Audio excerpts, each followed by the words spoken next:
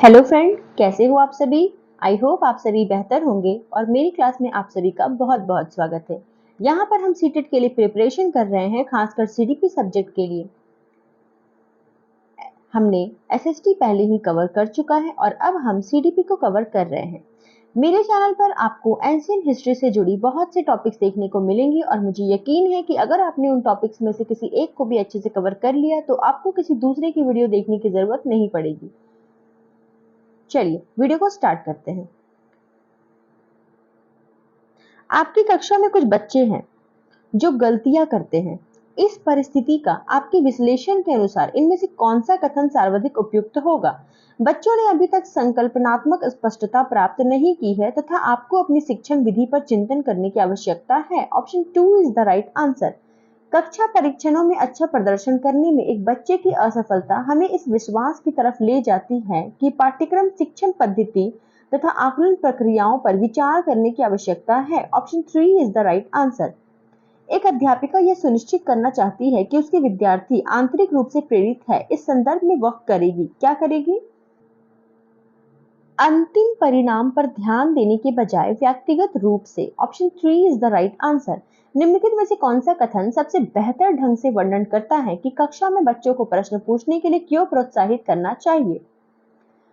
प्रश्न अन्योन्य के द्वारा अधिगम को आगे बढ़ाते हैं, संकल्पनात्मक स्पष्टता की दिशा में बढ़ते हैं, इसलिए प्रश्न पूछना आवश्यक है। Option 3 is the right answer. इनमें से कौन सी अधिगम असक्तता वाले बच्चे की एक विशेषता है? धारा प्रवाह रूप से पढ़ने तथा शब्दों पर पलटकर जानने में कठिनाई। Option 2 is the right answer. निम्नलिखित में से कौन सी आकलन पद्धति विद्यार्थियों की सर्वोत्तम क्षमता को पोषित करेगी? जब संकल्पनात्मक परिवर्तन तथा विद्यार्थियों के वैकल्पिक समाधानों को आकलन की विविध विधियों के द्वारा आकलित किया जाता है। Option 3 is the right answer. Vygotsky के अनुसार समीपस्थ विकास का क्षेत्र है, क्या है? बच्चों के द्वारा स्वतंत्र रूप से किए जा सकने वाले तथा सहायता के साथ करने वाले कार्य के बीच अंतर। Option 3 is the right answer.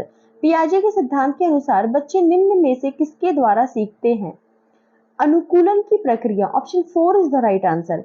पियाजे अनुमोदन करते हैं कि पूर्व संक्रियात्मक बच्चे याद रखने में असमर्थ होते हैं। निम्नलिखित कारकों में से किसको इन्होंने इस असमर्थता के लिए जिम्मेदार ठहराया है?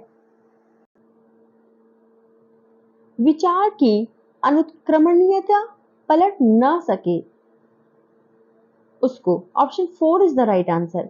समाजीकरण एक प्रक्रिया है मूल्यों, विश्वासों तथा अभिलेखों को अर्जित करने की। Option 1 is the right answer. अनुसंधान से पता चला है कि विद्यालयों में अनेक स्तरों पर विभेदीकरण पाया जाता है।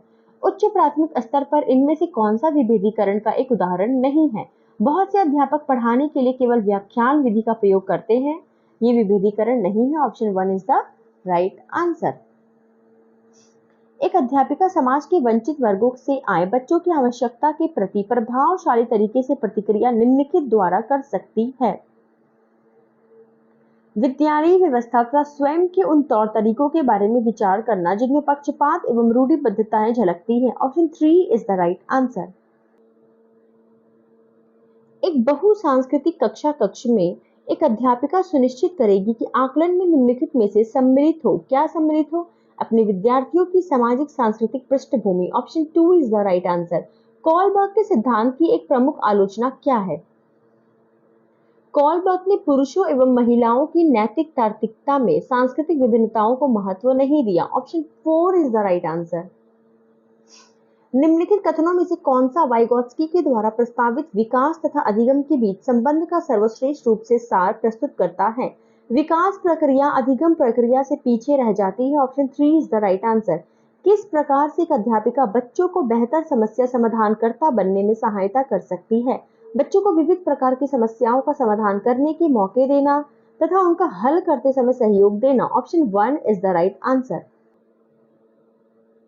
एक छात्रा एक प्रकरण के मुख्य बिंदुओं को रेखांकित करती है, उसका एक दृश्यात्मक प्रस्तुतिकरण बनाती है तथा प्रकरण की समाप्ति पर अपने दिमाग में उत्पन्न होने वाले प्रश्नों को प्रस्तुत करती है। वह विचारों के संगठन के द्वारा अपने चिंतन को निर्देशित करने की कोशिश कर रही है। Option 1 is the right answer. एक शिक्षार्थी केंद्रित कक्षा कक्ष में अध्यापिका को इस प्रकार की पद्धतियों को नियोजित करना जिनमें अपने स्वयं के अधिगम के लिए पहल करने में प्रोत्साहित करना। Option 4 is the right answer. इस पर अत्यधिक वाद विवाद होता है कि क्या लड़के एवं लड़कियों में योग्यताओं का विशिष्ट समूह उनका आनुवांशिक घटकों के कारण होता है।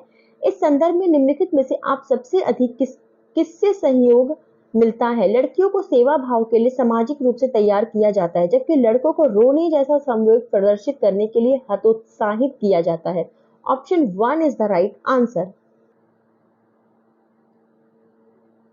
गार्डनर के बहुबुद्धि सिद्धांत के अनुसार वह कार्य व्यक्ति के आत्मबोध हेतु सर्वाधिक योगदान देगा या दे सकता है जो अंत व्यक्तित्व हो। Option 2 is the right answer. इनमें से कौन सा बाल विकास का एक सिद्धांत है। विकास परिपक्वन तथा अनुभव के बीच अन्योन्य क्रिया वजह से घटित होता है। Option 1 is the right answer. Vygotsky तथा पियाजे के परिप्रेक्ष्यों में एक प्रमुख विभिन्नता क्या है। विभिन्नता है भाषा एवं चिंतन के बारे में उनके दृष्टिकोण। Option 4 is the right answer. प्रकृति पालन पोषण वाद विवाद के संदर्भ में निम्नलिखित कथनों में से कौन सा आपको उपयुक्त प्रतीत होता है। एक बच्चा एक खाली स्लेट के समान होता है जिसका चरित्र परिवेश के द्वारा किसी भी आकार में ढाला जा सकता है। सॉरी, ये मैंने ऑप्शन पढ़ लिया, बट ये इसका राइट आंसर नहीं है। इसका राइट आंसर है वंशानुक्रम तथा परिवेश अभिन्न रूप से एक दूसरे से गुथे हुए हैं, यानी हेरिडिटी एंड एनवायरनमेंट दोनों एक दूसरे से इंटर रिलेटेड है, एक के बिना एक पॉसिबल नहीं है, और दोनों विकास को प्रभावित करते हैं। यानी अगर हेरिडिटी कहीं से भी इफेक्ट हो रहा है तो वो एनवायरनमेंट को भी इफेक्ट करेगा, और अगर एनवायरनमेंट इफेक्ट है तो वो हेरिडिटी को भी इफेक्ट करेगा। चलिए, option 4 is the right answer. निम्नलिखित कथनों में से आप किससे सहमत हैं। अधिगम एक सामाजिक सांस्कृतिक परिवेश में घटित होता है। Option 2 is the right answer. समावेशी शिक्षा के पीछे मूलधार यह है कि समाज में विभिन्नता है और विद्यालयों को इस विभिन्नता के प्रति संवेदनशील होने के लिए समावेशी होने की आवश्यकता है। Option 1 is the right answer. एक उच्च प्राथमिक विद्यालय के संरचनात्मक कक्षा कक्ष में अपने बच्चों के आकलन में विद्यार्थियों की भूमिका में निम्नलिखित में से क्या देखा जाएगा। विद्यार्थी अध्यापक के साथ आकलन के लिए योजना बनाएंगे। Option 4 is the right answer. निम्नलिखित में से कौन सा तरीका अध्यापिका के द्वारा एक सृजनात्मक बच्चों की पहचान करने के लिए सर्वाधिक उपयुक्त होगा। बच्चे का विस्तृत रूप से अवलोकन करना, विशेष रूप से उस समय जब वह समस्याओं को हल करता है। Option 2 is the right answer. उच्च प्राथमिक विद्यालय की गणित अध्यापिका के रूप में आप विश्वास करती हैं विद्यार्थियों को गलतियां उनके चिंतन में अंतर्दृष्टियां उपलब्ध कराती है। Option 1 is the right answer. इस कथनों में से आप किससे सहमत है। यहाँ पर ऑप्शन 1, 2, 3 एंड 4 है, किससे सहमत है। ऑप्शन नंबर 4, एक बच्चे की असफलता व्यवस्था तथा बच्चे की प्रतिक्रिया करने में इसकी असमर्थता का एक प्रतिबिंब है। Option 4 is the right answer. And friend, this is the last question for this set. एक बच्चे को सहारा देने की मात्रा एवं प्रकार में परिवर्तन इस बात पर निर्भर करता है कि बच्चे के निष्पादन का स्तर। Option 4 is the right answer. So friend, मुझे यकीन है कि आपको मेरी वीडियो से बहुत हेल्प हो रही होगी, और मुझे ये भी यकीन है कि आप इस बार सीटेट पेपर 2 जरूर क्वालिफाई करेंगे। चलिए मिलते हैं अगले वीडियो में अगले सेट के साथ। Thank you so much.